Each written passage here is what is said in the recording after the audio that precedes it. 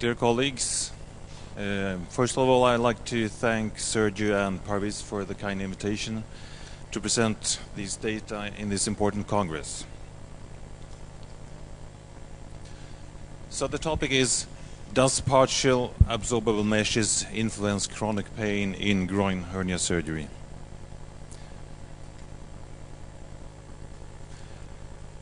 We know that partial absorbable meshes are lightweight and they are macroporous.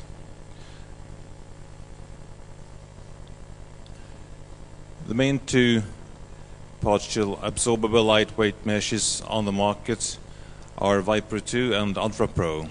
The mesh weight after absorption is 30 grams per square meter for Viper 2 and 28 for Ultra Pro.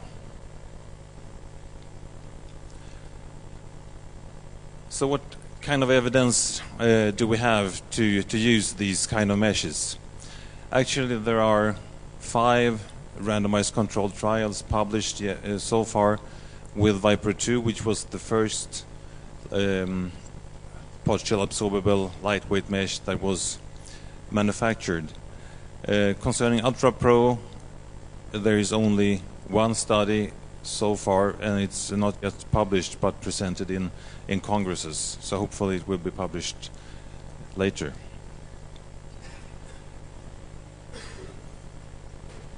The operations in these studies are in 4 studies the authors have used Liechtenstein, and in 1 study a laparoscopic route by using TAP.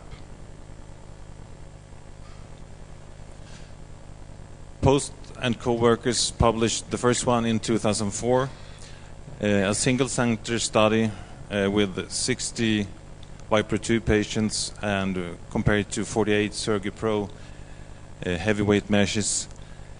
They had both primary, recurrent and bilateral hernias, 64 in the Viper 2 and 53 in the Sergi Pro group. A rather short period of evaluation, especially concerning recurrences and chronic pain, only 6 months. However, they found a recurrence rate of about 3 or 4% in both groups. There was no difference concerning the pain measured by visual analog scale after 2 days, but after 6 months the Viper 2 group had a slightly better outcome. However, you should note that in a VAS scale, 0.16 and 0.79 is very, very low. But the foreign body feeling was less in the Viper 2 group, 17% compared to 43% in the Sergi Pro group.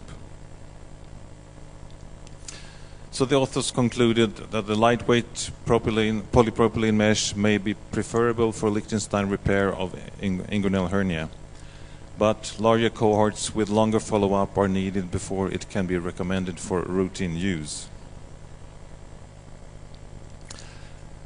The next trial was performed by O'Dwyer and co-workers in UK and Germany, published 2005. It was a multi-center study, Liechtenstein procedure, and most of the hernias were primary ones. 162 patients in the Viper 2 group and 159 in the Atrium group with a follow-up of 12 months. They show that in the Viper 2 group 39% had any kind of pain and 51% in the Atrium group had any kind of pain, which was significant difference. The percentage of severe pain was very low in both groups. However, the recurrence rates were higher in the Viper 2 group, 5.6% compared to 0.7%. The reason for that, the authors concluded that it was due to suboptimal technique by anchoring the mesh. There was no difference in the rate of testicular atrophy and wound sinus.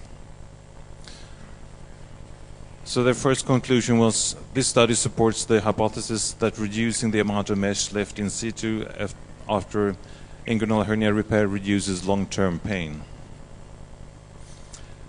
But the increased risk of hernia recurrence associated with use of a lightweight mesh warrants further research, but would appear to be related to the size of the suture bites taken on the mesh rather than to any inherent defect in the material.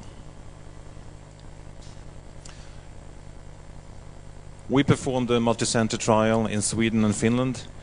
The first part of the study was published 2005, where with a 12 months follow-up, 296 patients and 294 patients.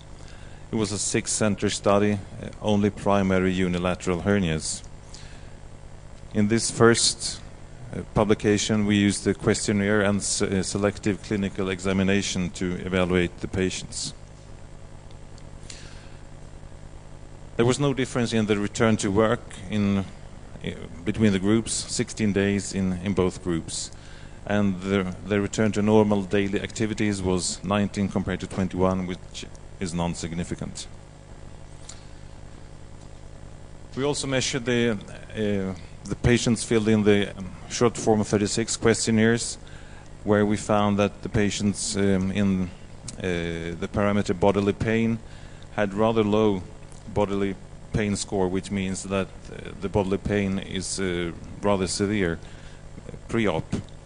But after 8 weeks and 1 year, they had almost no bodily pain in no group, with no significant difference.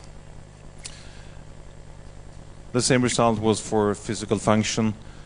The pre-op physical function is impaired, but post-op it's good physical function in both groups.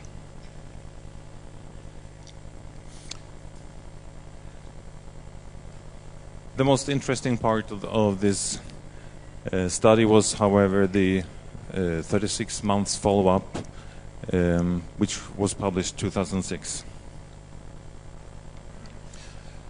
Since the O'Dwyer group had a higher recurrence rate in the lightweight group, it was very interesting to investigate the true recurrence rate in our study. So we examined the patients clinically, and they also got a questionnaire concerning pain. There was no difference in the recurrence rate, 3.6, 3.7%, and there was no difference in the rate of testicular atrophy, nor the rate of neuropathic pain.